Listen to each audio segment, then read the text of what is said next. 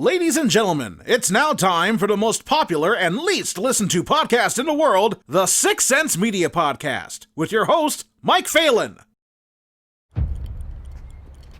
Your body will always fight against you. That's what it was designed to do. Don't let it.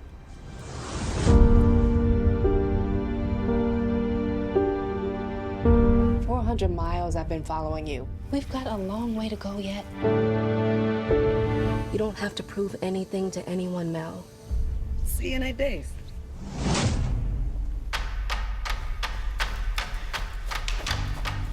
Why here? Why now? I've been trying to puzzle it out. Morning. Something wrong? So where are you off to in such a hurry? I got a lot of miles today. You want to leave, go ahead. But we're keeping the pack.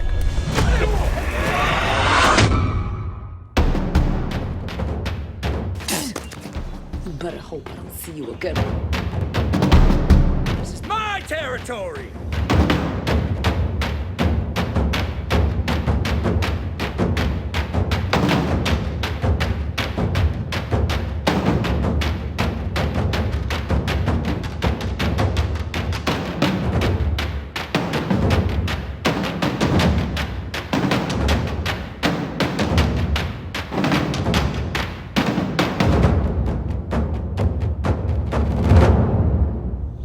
Now get up.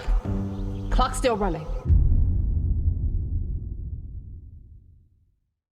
So how did this film come together? How did the whole thing get rolling? Because it contains a lot of interesting themes and several interesting characters. So I'm sure this was a process to put together. Yeah, Devon and I started the company in 2014 with the idea of making our own films, creative content, and writing our own stories. And we had been dealing with a couple that were trying to get off the ground. And in 2017, I believe it was, Devon was, we was hiking the trail, Appalachian Trail with his wife, and was thinking about this story. And so he brought that idea to me. And then we started just kind of going back and forth as we do with plot points and all this kind of creative process that we take care of. Kind of went from there and then snowballed into a feature-length script. I don't know, what was it, 90 pages, something like that. And then we got it off the ground by June 2018. So it was a pretty quick process. Yeah. Was the story as a whole always containing the turbulent relationship between the sisters, the father, and then the other I don't want to give too much of it away, but the other the real villains of the piece? Was it all part of the plan originally, or did these things come about later on? Yeah, I focused initially on just the main character and trying to figure out why she was out there. What was she going through that drove her to take on this monumental task of running basically across the country at full speed. So I knew that the relationship with her father was kind of a starting point for me.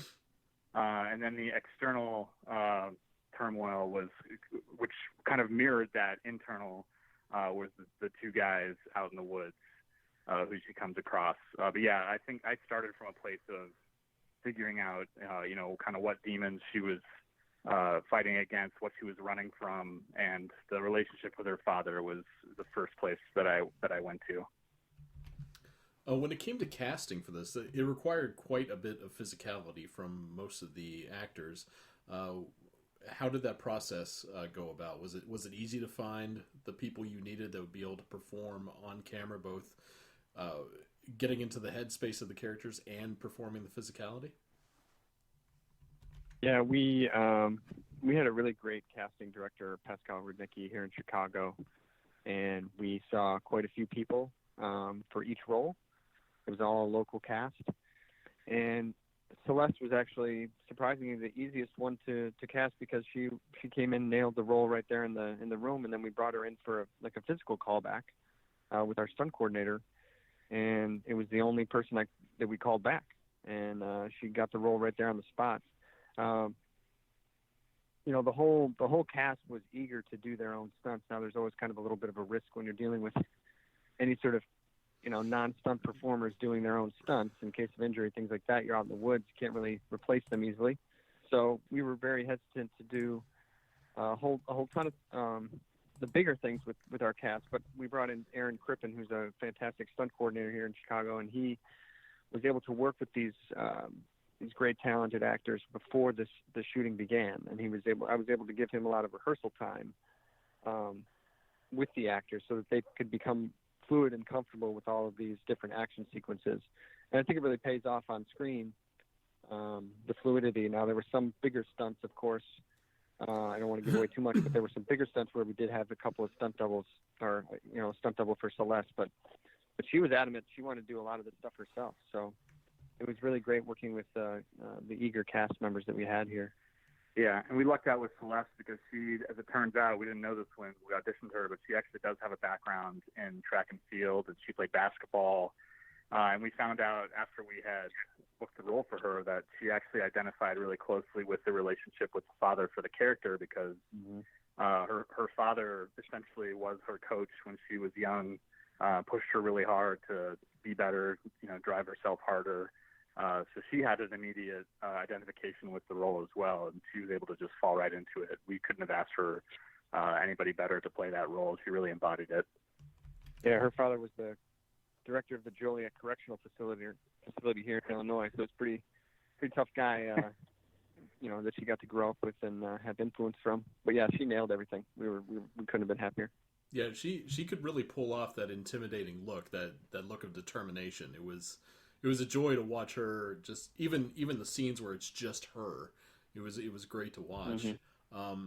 What was the experience like filming on location? I'm sure it had its fair set of trials and tribulations, but what was that experience like?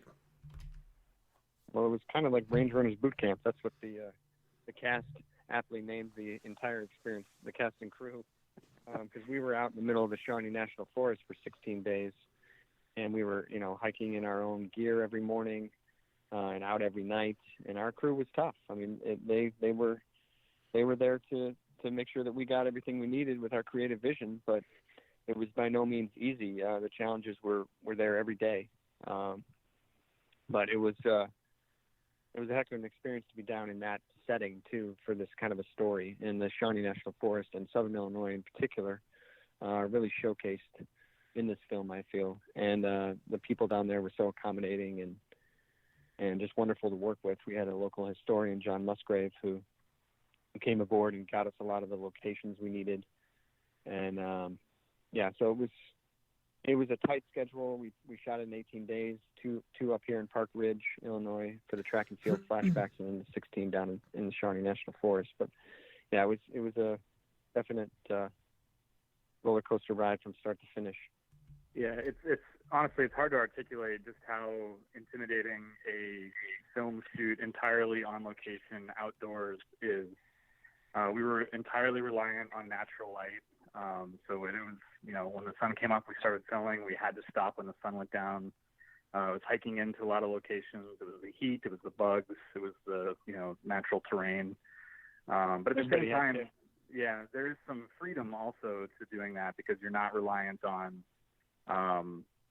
the indoor space, like getting somebody to approve of you redecorating their rooms. There weren't a lot of having to put furniture out, and we didn't have any background actors. So there was actually kind of a purity to just being able to go out in the middle of the woods with exactly the people we needed and just let the scenes play out almost naturally, based on what the script had, without having to do a lot of stuff,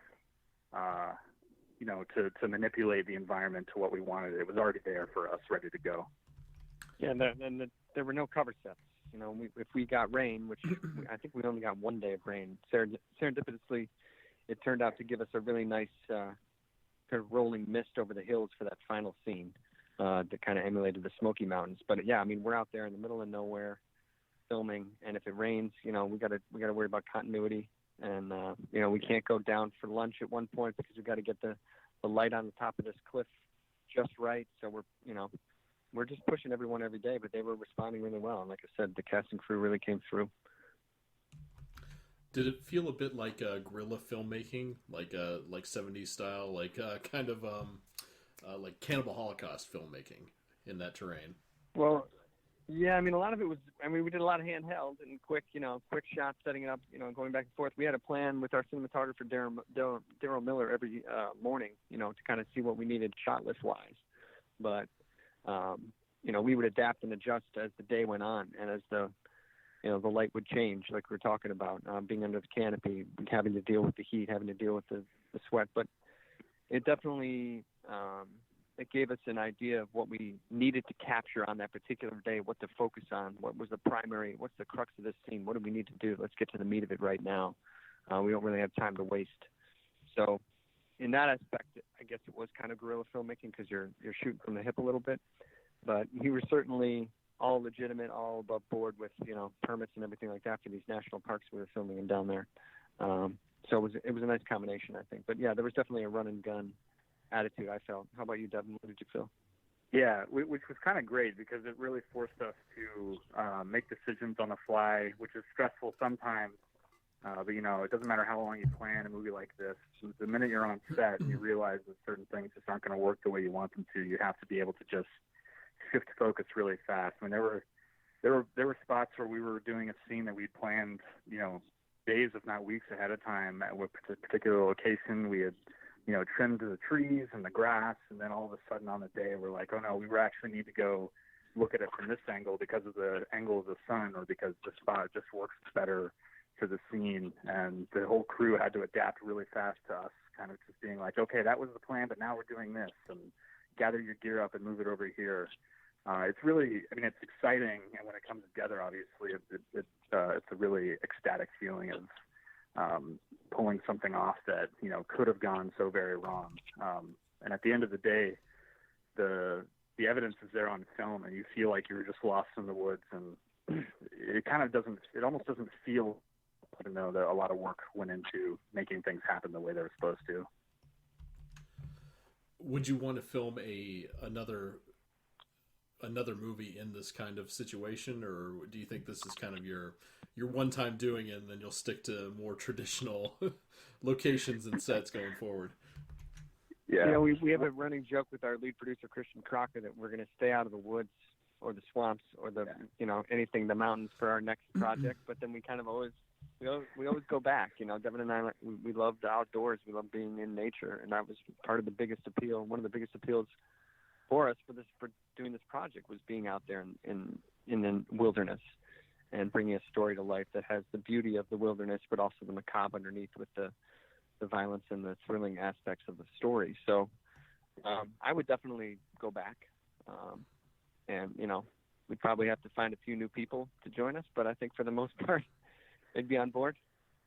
Yeah, I think our producers would love if I think they want us to do our next movie in a mall, is what they told us. But at least for me, I don't think that I would redo this situation for a film again in terms of storyline and plot. I feel like this was our example of what we can do with this particular story.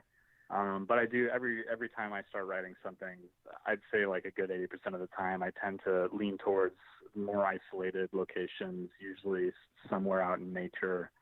Living in the city of Chicago for so long, my mind wants to get out of there, and so I almost never actually write anything that takes place in the city I live in. But that's what's exciting about it too. I think we have one urban script currently in the works, and the rest are all sort of out in rural settings, woodland settings, mountain settings. So I guess that'll help with the pandemic we're in. We won't have to be too populated in an area, but we'll see. We'll see what comes up next. We're definitely looking forward to bringing something new and exciting to the plate. Yeah, not to try to push you guys towards a certain state, but Florida really, really needs a resurgence in film. So if you want to film in like a city, I got a perfect place where you can do it down here and try to revitalize our failing movie industry here.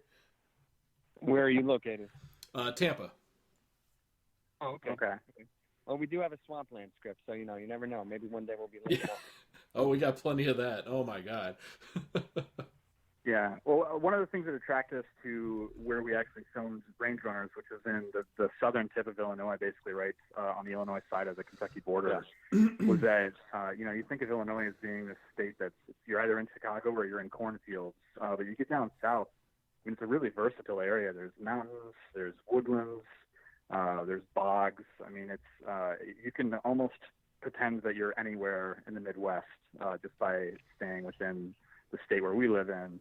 And we were really excited to be able to do all local casting, local crew.